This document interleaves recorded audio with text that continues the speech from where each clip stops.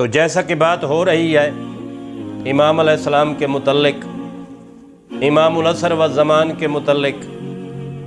امام مہدی اجل اللہ فارجہ شریف کے متعلق، آپ کی غیبت چونکہ خداوند عالم کی طرف سے بطور لطف خاص عمل میں آئی تھی، اس لیے آپ خدائی خدمت میں ہماتاً منہمک ہو گئے،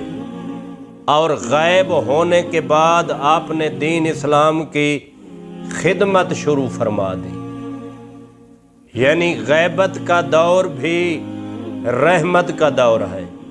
مومنین کے لیے آپ کا زمانے میں باقی ہونا باعث رحمت ہے، اور آپ اپنی ڈیوٹی سر انجام دے رہے ہیں، خدائی خدمت میں مصروف عمل ہیں۔ کیا کر رہے ہیں؟ علماء لکھتے ہیں زمانہ غیبت کبریٰ میں آپ مسلمانوں مومنوں کے خطوط کے جواب دینے، ان کی بوقت ضرورت رہبری کرنے اور انہیں راہ راست دکھانے کا فریضہ سر انجام دے رہے ہیں۔ یعنی غیبت کبریٰ کے دور میں آپ اپنے ماننے والوں، اپنے محبین کی خدمت کر رہے ہیں خطوط کے جواب کی صورت میں۔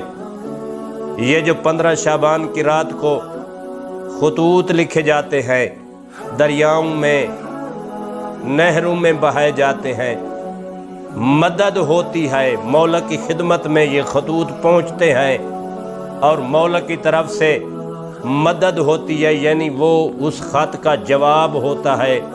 اگر میں نے اپنی کوئی غرض،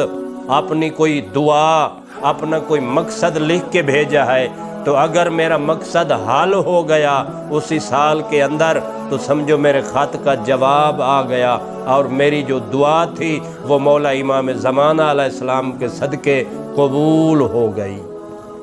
تو یہ مولا کی ڈیوٹی ہے، اور آپ زمانہ غیبت صغریٰ میں بے واسطہ سفرا، یعنی آپ کے جو سفیر تھے، آپ کے جو نائب تھے، ان کے ذریعہ سے خدمات سر انجام دیا کرتے تھے، مومنین کی مدد امداد کیا کرتے تھے، اور غیبت کبریٰ میں بلا واسطہ یہ سارے کام سر انجام دے رہے ہیں، اور قیامت تک دیتے رہیں گے۔ اور ہم خدا کی بارگاہ میں دعا گو ہیں